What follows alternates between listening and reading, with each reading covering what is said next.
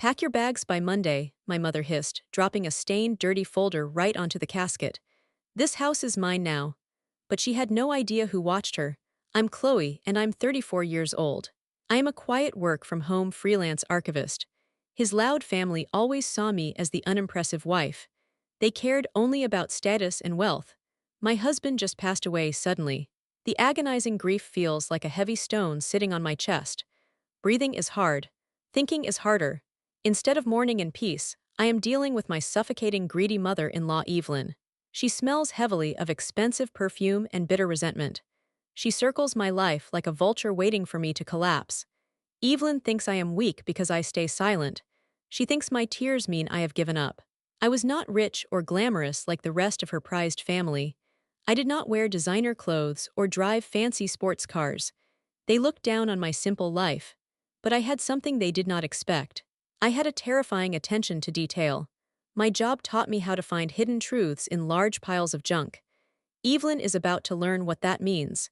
If your family made you feel like you weren't enough, subscribe to this community. Drop your story below because you are not alone. Hit that hype button if you are ready to prove them wrong today. Let's go and stand up for ourselves against the people who doubt us most. The post-funeral reception at my home felt completely surreal. The clinking sound of crystal glasses echoed sharply in the dining room. Evelyn played the heartbroken matriarch beautifully. She wept loudly on the velvet couch while snapping her fingers at me to refill the heavy silver coffee pot immediately. I moved numbly through my own kitchen like hired help. The stale scent of cold lilies made me sick to my stomach. I carried a fresh tray of cups down the hall and stopped dead. I saw Evelyn sneaking out of my master bedroom. Her eyes darted around the corridor. "What are you doing in there?" I asked. My voice shook with exhaustion. Evelyn sneered and adjusted her pearl necklace. "Do not speak to me like that in my son's house," she said. "He always intended for this family home to return to me, not to some useless little squatter." Her harsh words stung my tired mind. She pushed past me and marched straight into the crowded living room. She clapped her hands together to get everyone's attention. The room went silent. Dozens of mourning guests stared at us. Evelyn reached into her black designer purse with a dramatic sigh. "Friends and family," Evelyn announced loudly. "My beloved son wanted me to be safe. I just found a signed transfer deed in his private desk upstairs." Gasps rippled through the quiet room. I stared at her in pure shock. My husband never kept any legal documents inside his upstairs desk. She waved a piece of paper in the air for all the guests to see. She turned her cold gaze directly toward me. "Chloe," she said with a vicious smile, "you have 72 hours to pack your little bags and vacate my premises. This house belongs to me now." The public humiliation burned my cheeks. Whispers erupted among the aunts and uncles. They looked at me with deep pity and quiet judgment. I stood completely frozen while Evelyn soaked up their sympathy. She had planned this exact brutal moment to break me entirely, but I refused to shatter today. Period. Just 3 days after the sad funeral ended, Evelyn initiated her incredibly cruel campaign against me. A massive loud moving truck parked aggressively on my front lawn. 5 burly men marched toward my porch holding empty cardboard boxes. Evelyn had sent them to pack up my entire life. I had to stand on my porch and physically turn them away. My neighbors peeked through their living room blinds, watching the pathetic scene unfold. The deep humiliation made my blood boil hot. I felt entirely alone. I truly hated her now. The very next morning brought a fresh nightmare. I drove to the local supermarket to buy simple basic groceries. I swiped my debit card at the busy checkout lane. The machine violently beeped a loud decline. I tried again. Declined. I called the bank branch manager in a panic. He apologetically explained that Evelyn had frozen my joint accounts. She lied and claimed the funds were locked in a massive probate dispute. I walked home carrying absolutely nothing but pure anger inside my broken heavy heart all alone. I survived on plain toast and cold tap water for 2 whole long days. Then came her absolute most brazen attack yet. Evelyn unlocked my front door using a spare key she secretly copied. She strolled right inside alongside 4 greedy aunts and uncles. They held rolls of bright yellow tape. They began tagging my expensive living room furniture as if I were already dead.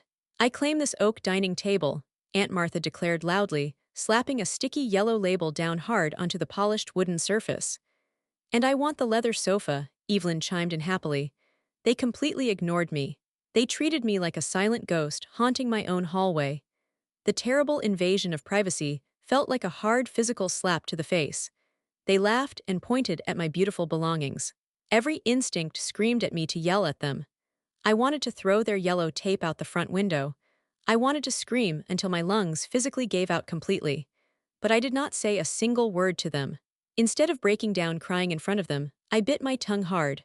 I stood quietly in the dark shadows and simply watched them work. I let Evelyn smile her cruel smile. I let her arrogant family believe they were winning this war. My deep sadness was finally burning away into freezing cold anger. I was gathering my strength and composing my mind for my next calculated move. They actually thought I was surrendering to them today. They were so incredibly wrong about my true inner nature. What they didn't know was that my husband was a tech fanatic who recently upgraded our entire home security. He was obsessed with keeping us perfectly safe. He spent his final weekends wiring the house with top-tier surveillance equipment. I had motion-activated, audio-enabled nanny cams secretly disguised as standard smoke detectors. They were installed seamlessly in every single major room. That included the grand living room, the main hallway, the home office, and specifically the master bedroom. The cameras recorded constantly in crystal clear definition. They captured every single whisper, every single footstep, and every single crime. Every single night, Evelyn truly believed I was upstairs crying myself to sleep in agonizing despair. She thought I was completely defeated. She pictured me weeping into my empty pillows until dawn, but she was dead wrong. I was sitting at my glowing computer monitor in the dark. I was wide awake and hyper-focused. I spent those quiet midnight hours systematically downloading, encrypting, and carefully cataloging dozens of high-definition video files. I used my skills as a professional archivist to organize the damning digital evidence. I created secure backup folders on hidden external drives. I named every file by date, time, and specific location. I gathered all the necessary ammunition to destroy her lies. Evelyn thought she was outsmarting a helpless, grieving widow. Instead, she was staring right into the unblinking lens of her own total destruction. I had her perfectly trapped. I needed a powerful ally to execute my final plan. Enter Mr. Henderson. He was the retired, sharp-witted attorney who used to handle all of the in-law's messy legal affairs for decades. He secretly despised Evelyn and her manipulative tactics. However, he had always deeply respected my late husband. Mr. Henderson called me to check on my well-being. I drove to his quiet office and showed him a clear photograph of the deed Evelyn claimed to have found. He put on his reading glasses and studied the document closely. "This is absolute garbage," he said, tapping the paper. He instantly recognized the notary stamp as a clumsy, cheap forgery. "The dates do not even align with the signature," he told me firmly. A cold, confident energy rushed through my veins. The trap was officially set now. Meanwhile, the tension in town spiked dramatically. Evelyn officially filed an emergency eviction notice against me. She also filed a massive claim on the estate in probate court. She strutted around our small town like a victorious queen. She visited the local cafes every morning and boasted loudly to anyone who would listen that the beautiful house was already hers. She told all the innocent neighbors I was just a greedy opportunist trying to steal her son's legacy. She thought she had completely backed me into a dark corner. She had no idea that Mr. Henderson and I were preparing a massive legal ambush today. The comforting smell of old leather books and thick dusty files in his office became my brand new sanctuary. We organized our evidence meticulously. Evelyn was building her castle on a fragile foundation of arrogant lies. She felt invincible. She felt untouchable. But pride always comes right before a devastating fall. I was ready to push her off the cliff and watch her burn. Let's end this nonsense. The final confrontation unfolded inside the probate judge's private chambers for the emergency eviction hearing. The large room smelled strongly of fresh lemon polish and bitter tension. Evelyn wore a conservative black dress. She spent the first 10 minutes giving a tearful, Oscar-worthy performance about protecting her late son's sacred legacy. She dabbed her dry eyes with a tissue. She painted me as a cruel, manipulative monster. Finally, Evelyn confidently slid the forged deed across the heavy mahogany table. "Your Honor," she said smoothly, "I demand you sign the order to remove Chloe immediately. This house belongs to me. The judge picked up his pen. I did not blink a single time. Suddenly, Mr. Henderson stepped forward and silenced the room. Your Honor, he said calmly, before you sign anything, I ask that you review the contents of this secure tablet. He placed the glowing screen directly in front of the judge. The judge pressed play. He watched the CCTV footage in absolute dead silence. The hidden camera video was perfectly clear. It showed Evelyn during the busy funeral reception. It showed her actively picking the lock to my home office. It showed her pulling the fake deed directly out of her own expensive designer purse. It showed her frantically rummaging through my husband's floor safe to steal the real, original deed. The ticking sound of the grandfather clock in the corner was the only thing louder than Evelyn's gasping breaths. She realized exactly what was happening. The judge's face turned bright red.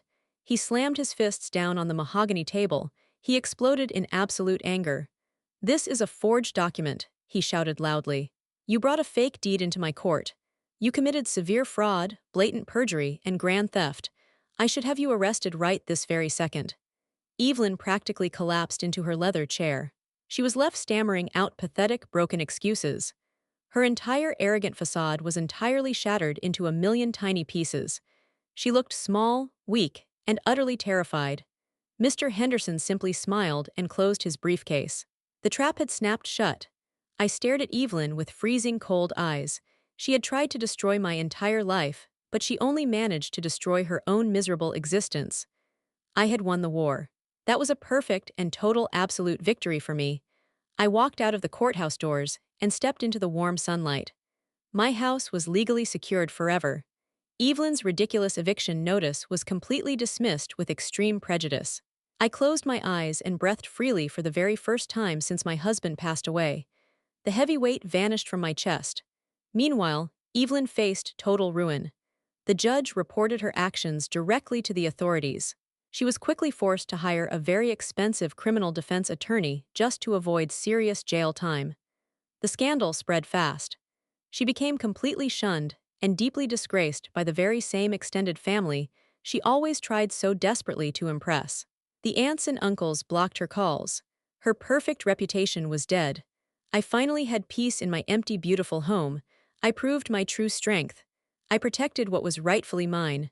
My awful in-laws made a terrible mistake. They underestimated my quiet intelligence. They pushed me too far.